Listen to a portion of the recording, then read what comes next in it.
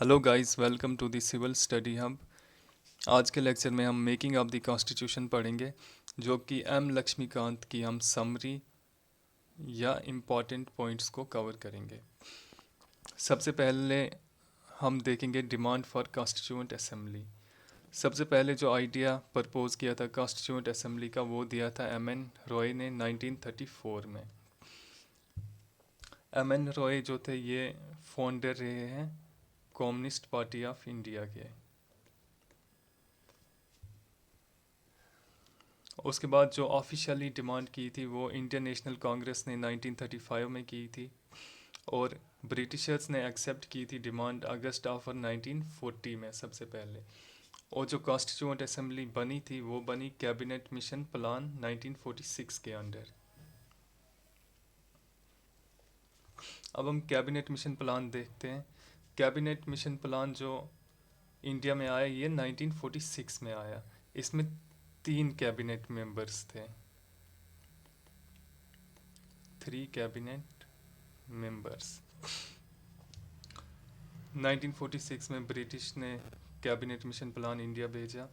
इन्होंने formation of constituent assembly को propose किया, और जो कॉन्स्टिट्यूएंट असेंबली इन्होंने प्रपोज की उसमें टोटल 389 मेंबर्स थे, जिसमें 292 जो थे ब्रिटिश इंडियन प्रोविंसेस से थे, 93 प्रिंसली स्टेट्स से थे, और 4 चीफ कमिश्नर्स प्रोविंसेस से थे। मेंबर्स जो इलेक्ट होने थे वो होने थे indirectly by provincial legislative assemblies.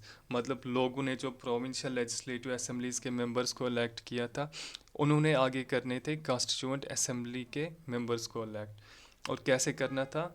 Proportional representation by single transferable vote. Single transferable vote में क्या होता है, जो वोटर्स हैं वो प्रेफरेंस देते हैं। मतलब जो कैंडिडेट इलेक्ट होने होते हैं, वोटर क्या करते हैं कि फर्स्ट प्रेफरेंस देते हैं एक कैंडिडेट को, फिर सेकंड प्रेफरेंस देते हैं, फिर थर्ड प्रेफरेंस देते हैं। अब पार्टीशन के बाद की कंपोजिशन देखते हैं। जब पार्टीशन हो गई 1947 में, तो जो मेंबरशिप है वो कम हो गई, 389 से 299 पहुंच गई। ये इंपॉर्टेंट पॉइंट्स हैं जो आपने याद रखने हैं। 299 में से 229 जो थे वो प्रोविंसेस से थे, और 70 जो थे वो प्रिंसली स्टेट्स से थे। फर्स्ट मीटिंग 9 दिसंबर 1946 में हुई, और सचिदानंद सिन्हा जो थे वो टेम्परेरी प्रेसिडेंट उनको बनाया गया। एच.सी. मुखर्जी को वाइस प्रेसिडेंट बनाया गया, और बी.एन. राव जो थे ये कॉन्स्टिट्यूशनल एडवाइज़र थे। ये सब इम्पॉर्टेंट पॉइंट्स हैं जो आपने किसी भी एग्ज़ाम के लिए याद रखने हैं। परमानेंट प्रेसिडेंट 11 दिसंबर 1946 को राजेंद्र प्रसाद को इलेक्ट किया गया परमानेंट प्रेसिडेंट कॉन्स्टिट्यूएंट असेंबली का। ऑब्जेक्टिव रेजोल्यूशन ये जवाहरलाल नेहरू ने मूव किया 13 दिसंबर 1946 को, और इसको अडॉप्ट किया गया 22 जनवरी 1947 को। और यही जो ऑब्जेक्टिव रेजोल्यूशन था ये बाद में प्रियम्बल ऑफ द कॉन्स्टिट्यूशन बना। मतलब प्रियम्बल जो था वो बहुत ज़्यादा इंस्पायर था ऑब्जेक्टिव रेजोल्यूशन से। इम्पॉर्टेंट कमिटीज़ देखते हैं हम। सबसे जो मोस्ट इम्पॉर्टेंट कमेटी है वो थी ड्राफ्टिंग कमेटी, जिसके चेयरमैन थे डॉक्टर बी.आर. अम्बेडकर। उसके बाद यूनियन पावर्स कमेटी, इसके चेयरमैन थे Jawaharlal Nehru. Union constitution committee के चेयरमैन भी जवाहरलाल नेहरू थे। इसके बाद प्रोविंशियल कॉन्स्टिट्यूशन कमेटी के चेयरमैन थे सरदार वल्लभ भाई Patel. Advisory committee on fundamental rights minorities and tribal areas, इसके चेयरमैन भी सरदार वल्लभ भाई पटेल थे। रूल्स ऑफ प्रोसीजर कमेटी के चेयरमैन डॉक्टर राजेंद्र प्रसाद थे, और स्टीयरिंग कमेटी के चेयरमैन भी डॉक्टर राजेंद्र प्रसाद थे। उसके बाद ड्राफ्टिंग कमेटी, जो सबसे इम्पॉर्टेंट कमेटी थी वो थी ड्राफ्टिंग कमेटी। इसके आपने मेंबर्स को भी याद रखना, जो टोटल मेंबर्स थे इसके। ड्राफ्टिंग कमेटी फॉर्म हुई 29 अगस्त 1947 को, और इसके जो मेंबर्स थे डॉक्टर बी.आर. अम्बेडकर इसके चेयरमैन थे। उसके बाद एन. गोपाला स्वामी अयंगर, आलादी कृष्णा स्वामी अय्यर, इसको आप ए के अय्यर भी याद रख सकते हो, KM मुंशी, सईद मोहम्मद सदुल्ला, BL मित्तर, और इनको बाद में रिप्लेस किया था N माधव राव ने। और DP ख्यातन भी थे ओरिजिनल मेंबर, जिनको बाद में रिप्लेस किया था TT कृष्णम चारी को। ये जो सारे मेंबर्स हैं ये आपने याद रखने हैं इनके नाम।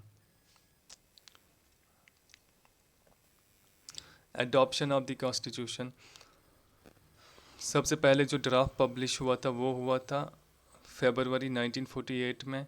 सेकंड ड्राफ्ट पब्लिश हुआ अक्टूबर 1948 को। और कॉन्स्टिट्यूशन जो अडॉप्ट हुआ वो 26 नवंबर 1949 को हुआ। कुछ जो प्रोविजंस थे वो तभी इमिजिएटली फोर्स में आ गए, जैसे सिटीजनशिप, इलेक्शंस, प्रोविजनल पार्लियामेंट। और बाकी जो कॉन्स्टिट्यूशन का बाकी पार्ट था वो फोर्स में आया 26 जनवरी 1950 को।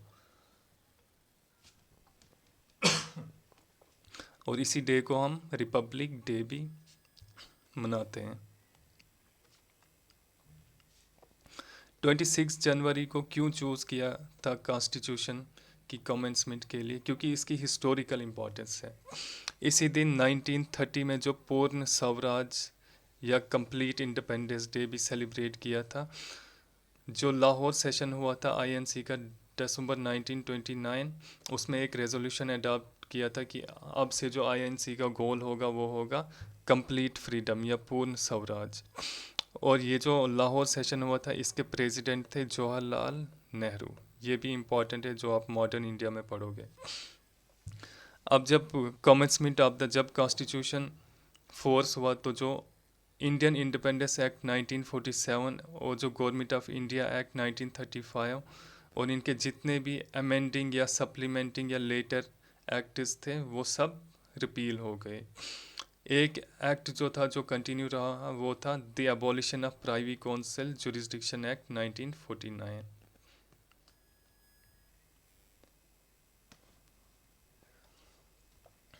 जो टोटल टाइम टेकन कितना था कॉन्स्टिट्यूशन बनाने में जो लगा वो थे 2 साल 11 महीने और 18 दिन।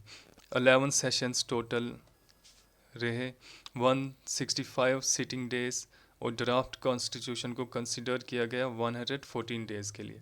टोटल कॉस्ट कितनी लगी? अप्रॉक्सीमेटली 64 लैक्स।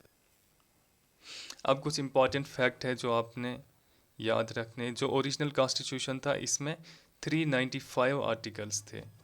जो ओरिजिनल कॉन्स्टिट्यूशन जब कंप्लीट हुआ था 26 नवंबर 1949 को। उसके बाद बाकी अमेंडमेंट से और आर्टिकल्स कुछ ऐड हुए और कुछ आर्टिकल्स को हटा दिया गया।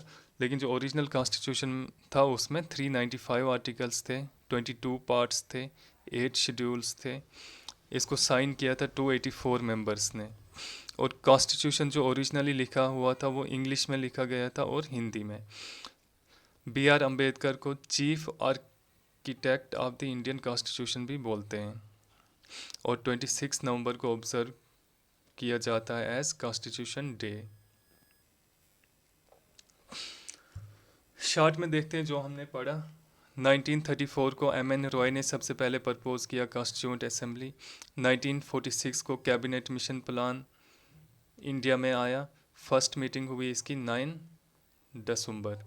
11 दिसंबर 1946 को राजेंद्र प्रसाद को इलेक्ट किया गया प्रेसिडेंट। 13 दिसंबर 1946 को ऑब्जेक्टिव रेजोल्यूशन इंट्रोड्यूस हुआ। 22 जनवरी 1947 को ऑब्जेक्टिव रेजोल्यूशन अडॉप्ट हुआ। 29 अगस्त 1947 को ड्राफ्टिंग कमेटी फॉर्म हुई। 26 नवंबर 1949 को कॉन्स्टिट्यूशन अडॉप्ट हुआ।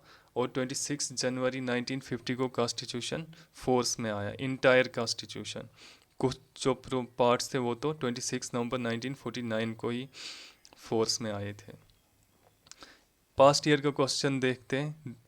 The Constituent Assembly of India was set up according to the recommendation of Simon Commission, Cabinet Mission, Cripps Mission या Mountbatten Plan। तो इसका आंसर है कैबिनेट मिशन।